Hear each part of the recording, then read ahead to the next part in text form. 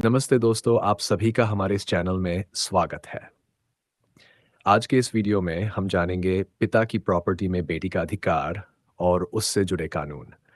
तो चलो वीडियो को शुरू करते हैं। बेटियों के अधिकारों को लेकर अक्सर विवादित मामले सामने आते रहते हैं। कई लोगों को अपने संपत्ति के अधिकारों की जानकारी नहीं होती है, खासकर बेटियों के प्रॉपर्टी अधिकारों को लेकर।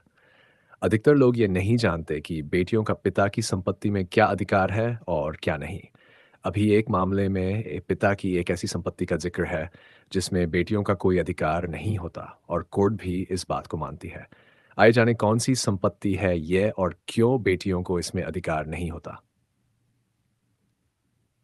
शा प्रॉपर्टी के अधिकारों पर कानून। प्रॉपर्टी के अधिकारों को लेकर हमारे देश में कई अलग-अलग कानून मौजूद हैं। प्रॉपर्टी के बंटवारे, कब्जे और अन्य मामलों के लिए भारत में कानूनी नियम तय किए गए हैं। लेकिन सबसे बड़ी समस्या यह है कि जनता को इन कानूनों और अपने अधिकारों की जानकारी नहीं होती। इस जानकारी के अभाव के कारण प्रॉपर्टी का विवाद हमेशा बना रहता है। खासकर महिलाओं, विशेष रूप से बेटियों का को इस बारे में कम जानकारी होती है। कई महिलाएं ये मानकर चलती है कि पिता की संपत्ति से उनका कोई लेना देना नहीं है। इसके अलावा सामाजिक परंपराओं के कारण भी बेटियां अपने अधिकारों से वंचित रह जाती हैं। 2005 के संशोधन के बाद बेटियों के अधिकार अब बात करते हैं कि बेटियों का पिता की संपत्ति पर अधिकार कितना कितना होगा है।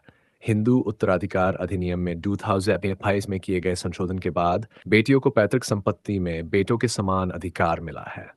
पहले बेटियों को केवल अविभाजित परिवार का सदस्य माना जाता था, लेकिन अब वह पैतृक संपत्ति की भी समान उत्तराधिकारी बन गई हैं।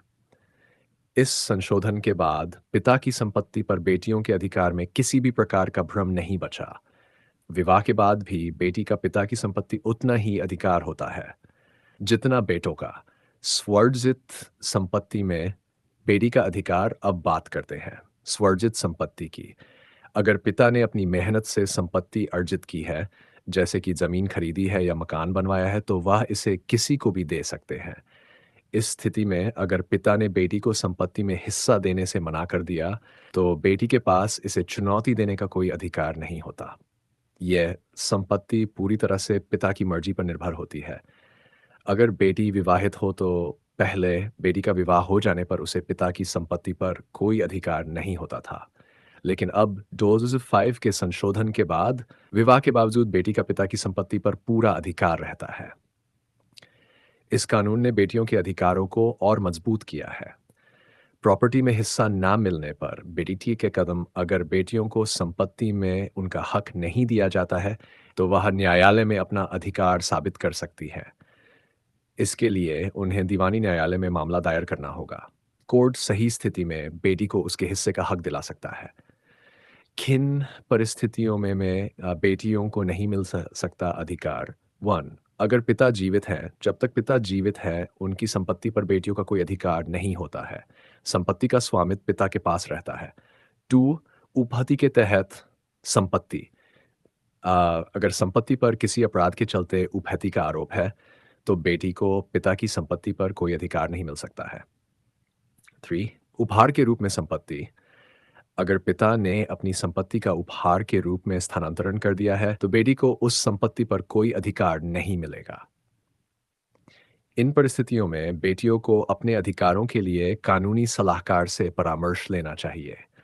तो इस वीडियो हम पिता की प्रॉपर्टी में बेटी के अधिकार और उससे जुड़े कानून के बारे में जानकारी ली। अगर आपको ये जानकारी अच्छी लगी हो, तो हमारे चैनल को सब्सक्राइब ज़रूर करें। धन्यवाद।